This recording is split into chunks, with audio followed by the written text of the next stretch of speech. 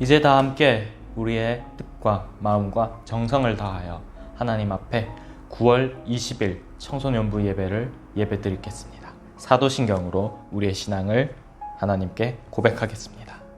나는 전능하신 아버지 하나님 천지의 창조주를 믿습니다. 나는 그의 유일하신 아들 우리 주 예수 그리스도를 믿습니다. 그는 성령으로 잉태되어 동정녀 마리아에게서 나시고 본디오 빌라도에게 고난을 받아 십자가에 못 박혀 죽으시고 장사된 지 사흘 만에 죽은 자 가운데서 다시 살아나셨으며 하늘에 오르셔 전능하신 아버지 하나님 우편에 앉아 계시다가 거기로부터 살아있는 자와 죽은 자를 심판하러 오십니다. 나는 성령을 믿으며 거룩한 공교회와 성도의 교제와 죄를 용서받는 것과 몸의 부활과 영생을 믿습니다. 아멘. 하나님 감사합니다. 오늘도 이렇게 우리가 예배드릴 수 있게 하여 주심에 감사합니다. 이 코로나19 가운데서 힘겨운 가운데 있더라도 우리가 이 예배드리는 것은 기억하며 온 마음을 다하여 하나님께 기쁨으로 예배드릴 수 있게 하여 주시옵소서. 이 어려운 상황 가운데도 우리가 예배드릴 수 있도록 허락하여 주신 하나님께 감사드리며 이 모든 것을 우리 주 예수 그리스도의 이름으로 기도드립니다. 아멘. 이제 다 함께 찬양하시겠습니다.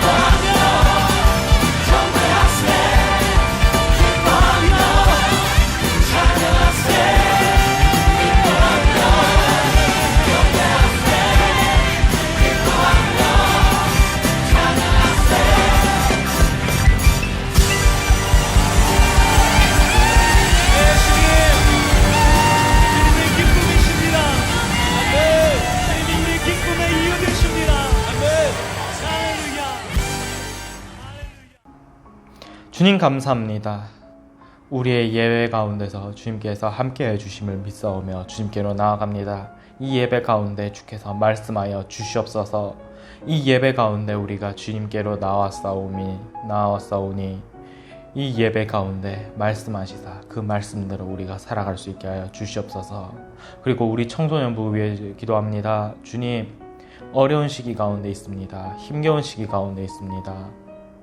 우리 청소년부 친구들 주님께서 붙들어 주시옵소서. 어렵습니다. 원래 힘겨운 청소년부 시기, 고등학교 시기인데 코로나19로 인해 더욱 어렵습니다. 그 매일의 삶 붙들어 주시옵소서. 그리고 우리 교사 선생님들도 붙들어 주시옵소서. 주께서 함께하여 주시사 능력 허락하여 주시옵소서. 이 예배 가운데 말씀하여 주시고 그 은혜대로 살아갈 능력과 힘을 주시옵소서. 감사드리며 이 모든 것을 우리 주 예수 그리스도의 이름으로 기도드립니다. 아멘. 오늘 우리를 위하여 주신 하나님의 말씀은 구약성경 시편 23편 1절에서 6절까지의 말씀입니다. 구약성경 시편 23편 1절에서 6절까지의 말씀을 낭독합니다. 하나님의 말씀을 경청하십시오. 여호와는 나의 목자시니 내게 부족함이 없으리로다. 그가 나를 푸른 풀밭에 누이시며 쉴만한 물가로 인도하시는도다. 내 영혼을 소생시키시고 자기 이름을 위하여 의의 길로 인도하시는도다. 내가 사망의 음침한 골짜기로 다닐지라도 해를 두려워하지 않을 것은 주께서 나와 함께 하심이라. 주의 지팡이와 막대기가 나를 안위하시나이다.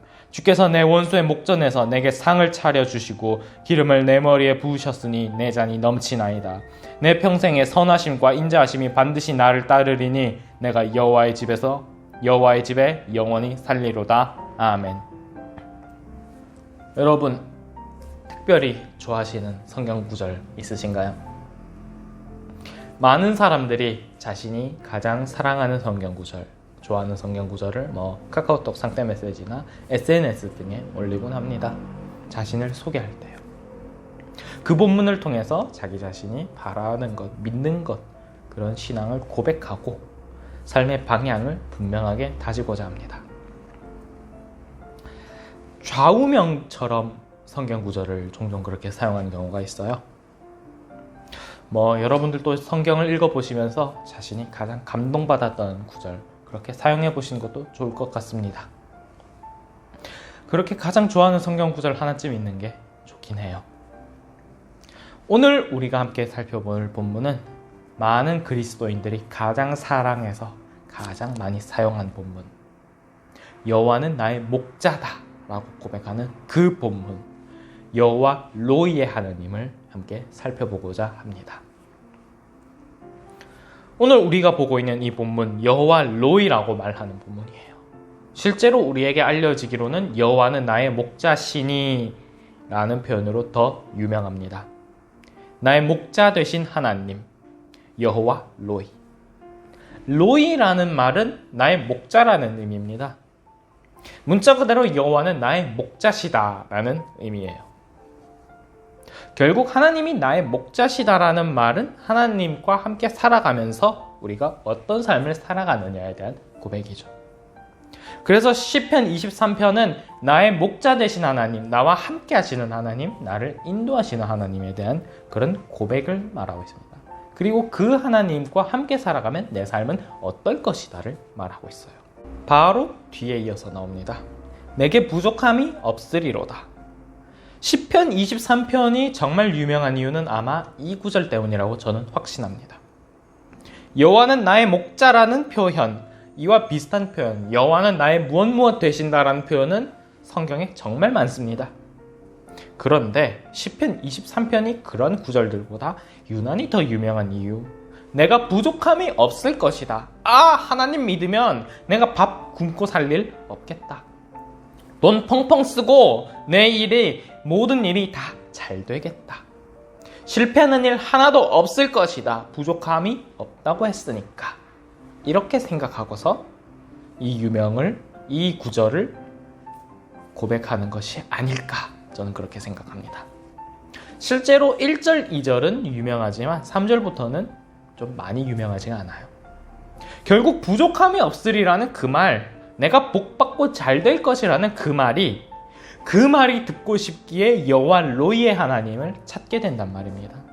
그런데 우리가 고민해 보아야 할 것이 있습니다. 부족함이 없다라는 것은 어떤 말인가? 성경에서 부족함이 없다라고 말하는 것과 반대로 우리가 부족하다고 생각하는 것, 그 부족함이 없다라고 생각하는 것, 인생의 실패, 어려움, 돈의 부족함 같은 상황이 없어지는 것, 그것은 우리에게 항상 존재합니다. 우리가 생각하기엔 그것이 없다라고 생각을 하는데 우습게 해도 어처구니 없게도 이건 반드시 존재합니다. 그래서 우리는 부족함이 없을 것이다 라는 고백과 다르게 항상 부족함을 느끼며 살아갑니다. 멀리 갈 필요 없습니다. 이번 코로나19만 봐도요. 자영업자들 월세 못 내서 줄줄이 폐업하는 거 보고 있지 않습니까? 노래방 죄다 문 닫고 있대요. PC방 문 닫아서 난리라고 합니다.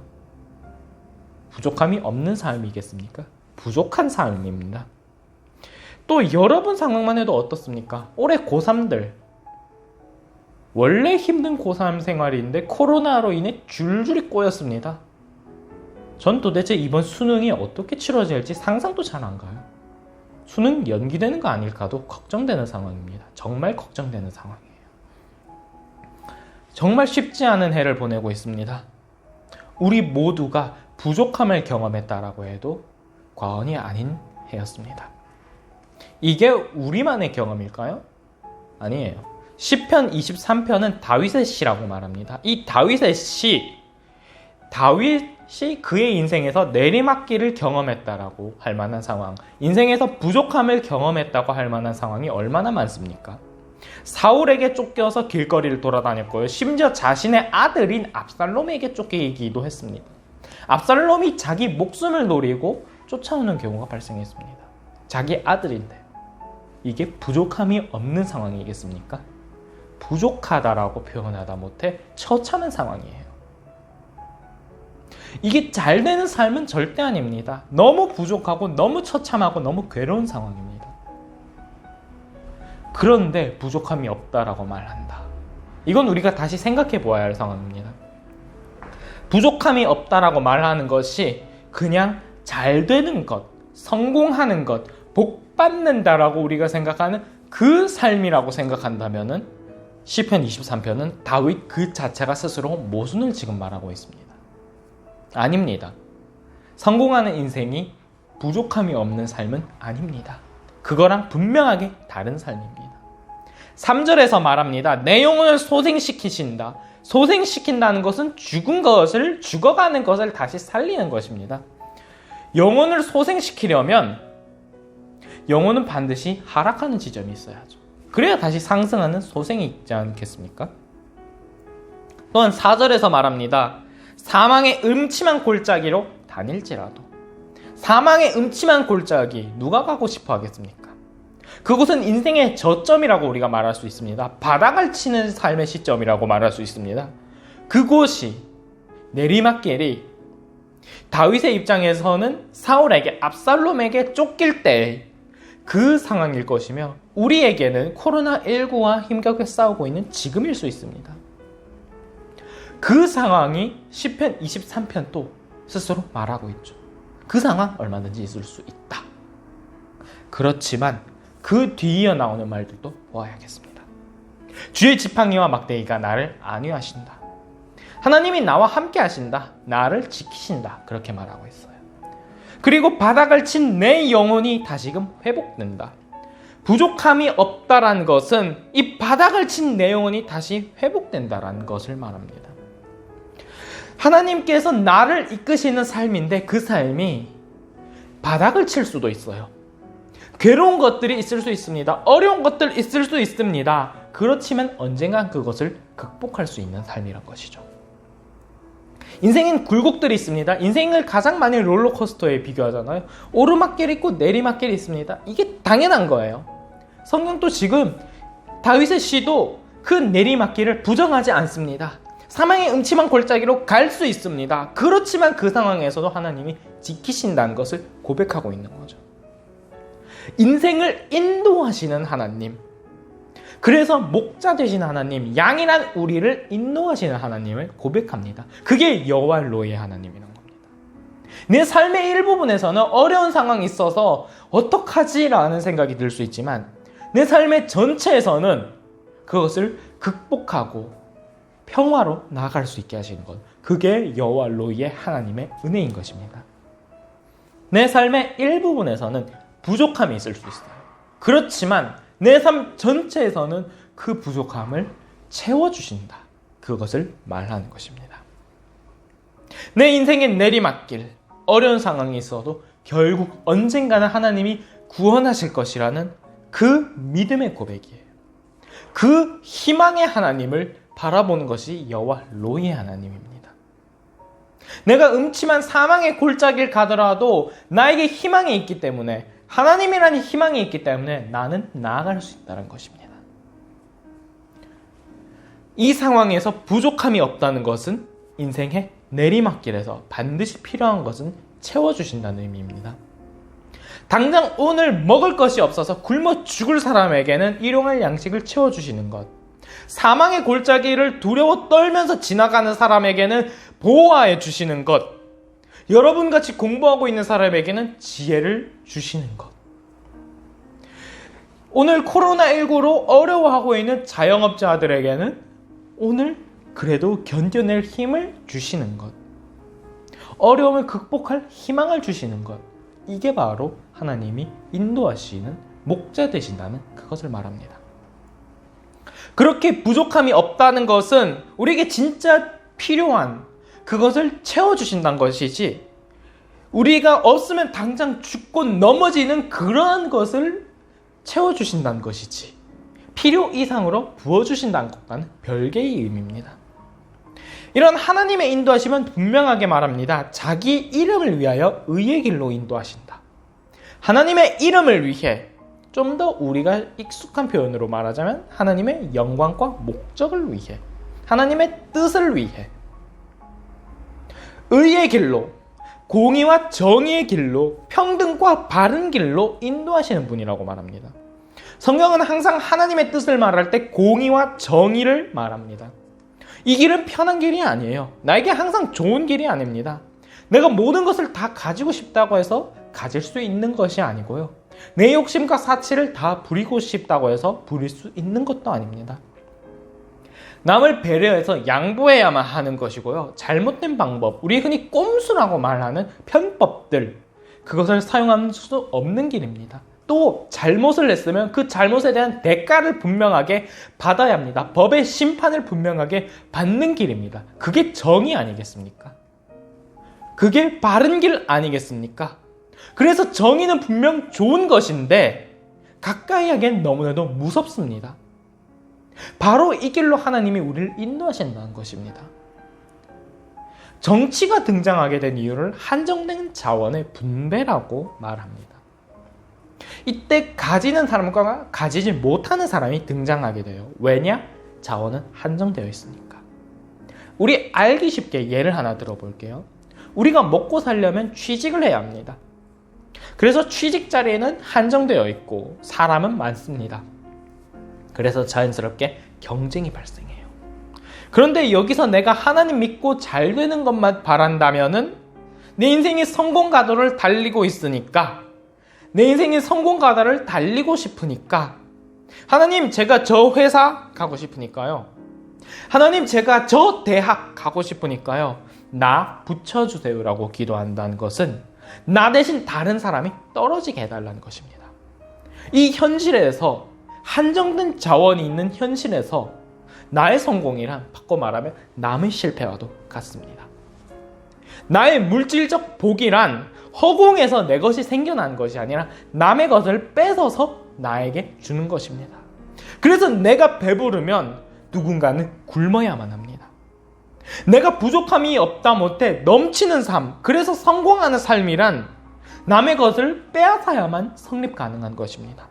남에게 상처 주는 삶입니다. 이것이 정의로운 길일까요? 이웃을 사랑하는 길일까요? 아닙니다. 하나님이 인도하시는 정의로운 길이란 고난의 순간들이 있고 채우지 못하고 어려운 순간들이 있을 수 있습니다. 그렇지만 인생 전체에서는 하나님이 필요한 만큼 채우시는 길입니다. 부족할 수 있으나 부족함은 없을 것이란 것이죠. 나 혼자로 볼 때는 어려울 수 있습니다. 그러나 우리 모두로 볼 때는 부족함이 없는 것입니다. 왜냐? 나의 욕심 넘게 채우시는 것이 아니기 때문입니다. 하나님은 모든 인류, 모든 피조물들을 다스리시는 하나님입니다. 이 길은 합당한 길입니다. 모든 창조물을 생각해 보았을 때 목자는 양 한 마리만 돌보는 하나님이 아닙니다. 목자는 수십 마리의 양을 돌보아야 합니다. 한 양이 마음에 든다고 그 한 양만 먹인다면 나머지 모든 양을 굶긴다면 그게 올바른 목자일까요? 아닙니다. 모든 양들이 어느 정도 충분히 먹어야 합니다. 한 양이 포식할 수는 없습니다. 그러나 모든 양들이 굶주리지 않게 먹여야 합니다. 이게 목자가 해야 하는 일입니다. 하나님은 나의 하나님, 나의 목자, 그렇게 고백하기 쉽습니다. 그러나 나만의 하나님은 아닙니다. 우리가 모두 바라보는 그 하나님입니다. 그래서 나만을 인도하시는 하나님도 아니고요, 우리 모두를 바른 길로 인도하시는 하나님입니다. 여러분, 여호와 로이의 하나님이란 바로 이런 하나님을 말합니다. 나를 인도하시되 내 욕심 넘치게 채우시지 않습니다. 왜냐? 나의 욕심을 채운다는 것은 결국 언젠간 남의 것을 빼앗아야 하는 것이기 때문입니다. 내가 성공한다는 것은 남을 실패하게 만들어야 합니다. 내가 넘치게 채우려면 남에게서 뺏어야 합니다. 그러나 내가 당장 필요한 것만, 내가 진짜 부족하지 않은 것만 가진다면, 부족하지 않게만 가진다면 그것은 우리가 함께 서로 공존할 수 있습니다. 하나님은 그렇게 우리에게 채우신다는 것입니다. 우리 모두가 함께 살아갈 수 있도록 하나님은 채우시는 것입니다. 나를 사랑하시는 만큼 우리 모두를 사랑하십니다. 그래서 개인의 삶에서는 내리막길도 있을 수 있습니다. 그러나 언젠가는 하나님이 그 내리막길에서 우리를 다시금 회복시키실 것입니다. 그 내리막길 끝내실 것입니다. 그래서 인생 전체에서 하나님은 희망 되시는 분입니다. 나의 목자이시기 때문에 언젠가는 나를 쉴만한 들판으로 인도하시는 것입니다. 그래서 희망 되시는 하나님이시며 선한 목자이신 하나님이십니다. 여러분, 우리의 삶이 코로나19로 인해 어려운 가운데 있습니다. 그래서 나의 삶이 어려움을 이겨내고 회복하는 것을 간절히 바랄 것입니다. 그러한 희망을 하나님께 둬야만 합니다. 이것은 맞는 것입니다. 그러나 그것이 단순 회복을 넘어서서 나의 욕심을 채우려는 수준에 이른다면, 그것을 필요 이상을 받기를 원한다면 이거는 하나님께서 원하시는 길, 하나님이 인도하신 길이 아닙니다. 하나님이 인도하신 것의 목적은 하나님의 정의를 위해 있습니다. 하나님의 바른 뜻을 위해 있습니다. 이웃을 사랑하는 그 공동체에 있습니다. 나만을 위해 살아가는 것이 아닙니다. 하나님은 목자 되셔서 우리 모두를 인도하시는 하나님입니다. 그래서 하나님이 그렇게 인도하시기에 우리 또한 그 뜻에 따라 살아가며 이웃을 사랑해야 한다는 것입니다. 여러분, 이 한 주를 살아갈 때도 여러분께는 여호와 로이의 하나님의 은혜가 있을 것입니다. 내게 부족함이 없으리라는 그 말, 어떤 의미일지 한번 좀 더 깊게 생각해 보시기 바랍니다. 나를 정의의 길로 이끄신다는 것이 어떤 의미인지 생각해 보시기 바랍니다. 그리스도인들이 가장 사랑하는 시편 23편, 우리가 이제 다시 한번 생각해 보아야 합니다. 어떻게 우리가 살아가야 할까요? 하나님이 나에게 부족함이 없게 채우신다는 그 말, 하나님이 자기의 뜻을 위하여 의의 길로 인도하신다는 그 말, 우리가 좀 더 깊게 생각해 보시면서 하나님이 나를 이끄시는 대로 우리가 따라가는 그 삶에 하나님의 뜻에 따라 우리가 살아가기를 간절히 원합니다.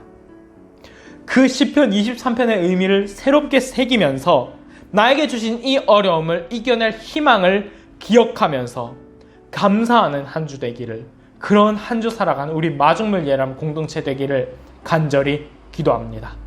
기도하겠습니다. 하나님 감사합니다. 하나님께서는 우리의 희망 되십니다. 나의 삶을 이끄시는 하나님을 기억합니다. 나의 삶을 이끄실 하나님을 바라봅니다. 나의 목자 되신 여호와 로이의 하나님을 바라봅니다. 주님, 우리에게 은혜 내려 주시옵소서. 주님, 부족함이 없으리라는 그 말 우리가 어떻게 생각하고 살아왔는지요? 내가 성공하는 것만 생각하며 살아오지 않았는지요? 하나님, 그런데 나의 성공이란 남의 것을 빼앗아야만, 남의 실패가 있어야만 하는 그 성공이라면 우리가 그 길 한번 다시 생각해 보길 원합니다. 내가 부족함이 없으리라는 말은 내가 항상 잘 되고 하는 그 말이 아니라 하나님 안에서 내가 지금 어렵더라도 회복할 수 있다라는 그 희망임을 기억하게 하여 주시옵소서. 우리가 하나 되어 공동체로서 우리가 함께 살아갈 그 상황에서 나만을 생각하는 것이 아닌 내 이웃을 사랑하며 나의 성공만을 원하는 것이 아닌 우리가 함께 살아갈 방법을 생각하며 그렇게 살아가게 하여 주시옵소서.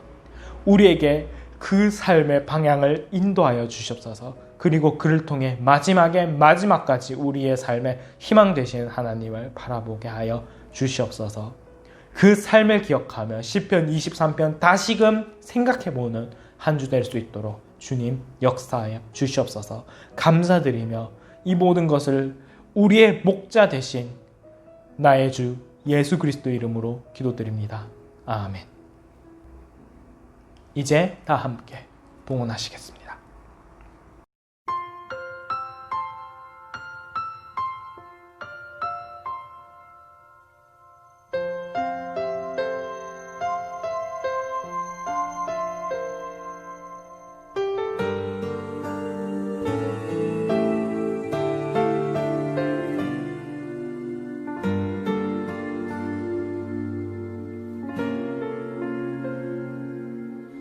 나의 모습, 나의 소유, 주님 앞에 모두 드립니다.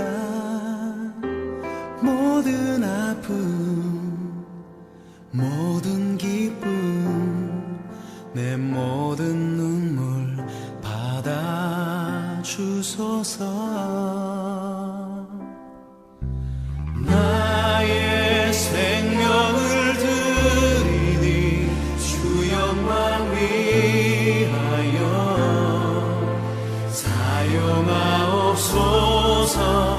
내가 사는 날 동안에 주를 찬양하며 기쁨의 제물 되리. 나를 받아주소서.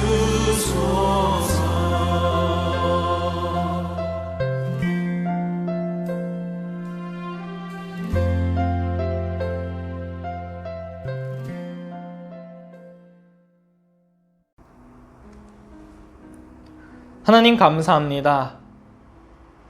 우리가 주님께 감사드리며 이 예물 드립니다.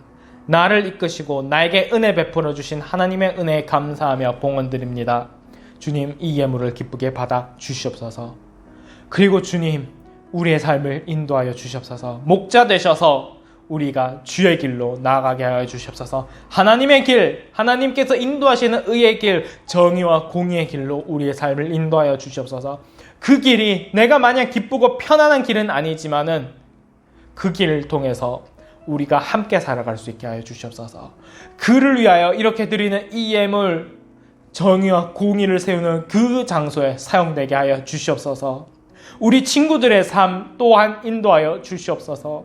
하나님께서 목자 되셔서 부족함이 없게 어려운 상황에서도 언젠가 이 어려움을 이겨낼 수 있는 희망 되시는 것을 기억하며 희망 되신 하나님께서 우리 친구들의 삶을 붙들어 주시고 인도하여 주시옵소서.